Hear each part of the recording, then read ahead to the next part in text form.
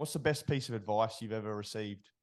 Well, I've heard so many good bits of advice, and I write them down now, or I see them on socials, and I'll take a screenshot and I'll try to remember it and so forth.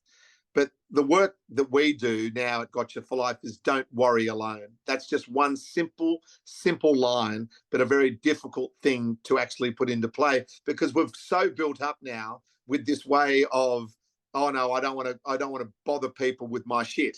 You know, they've got their own stuff going on. I've got my stuff going on. So I'm just going to deal with it myself. Well, it's nonsense.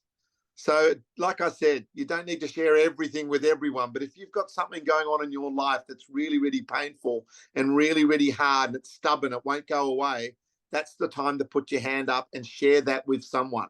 Share that with a professional if you don't feel comfortable about having the conversation with someone that you love and adore. It doesn't matter. Just share it with someone.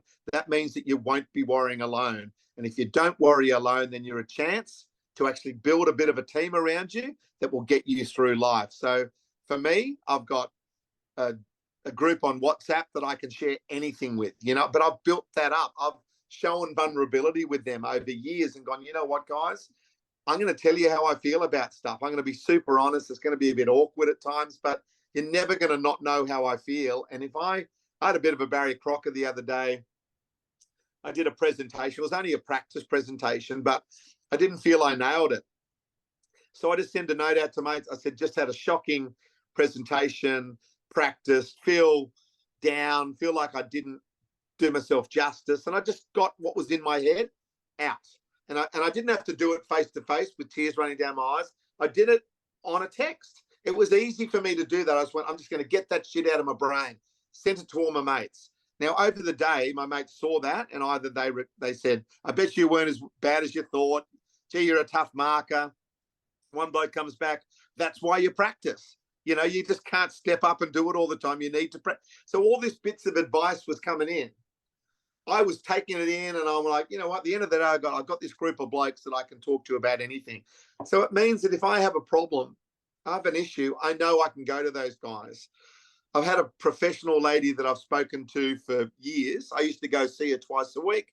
Then I saw her once a week, and now I just give her a phone call every month or so. She might ring me if she sees me in media and goes, you look a bit wobbly. She can sort of suss that. It's like, this is my village. I'm not doing all this work alone. So build your village up and don't worry alone. That would be the best advice that I could give to you and also your listeners, because it seems so easy, doesn't it? To just, I'm just going to tell people how I feel. Well, go and do it. It's the manliest thing you can do, is to step up and be truthful rather than go, oh shit, I'm not going to tell them that. No, I'm going to keep that to myself. I'm just going to go and have another beer and go. It doesn't mean you can't have all those fun times, but just find someone you can share the real stuff with.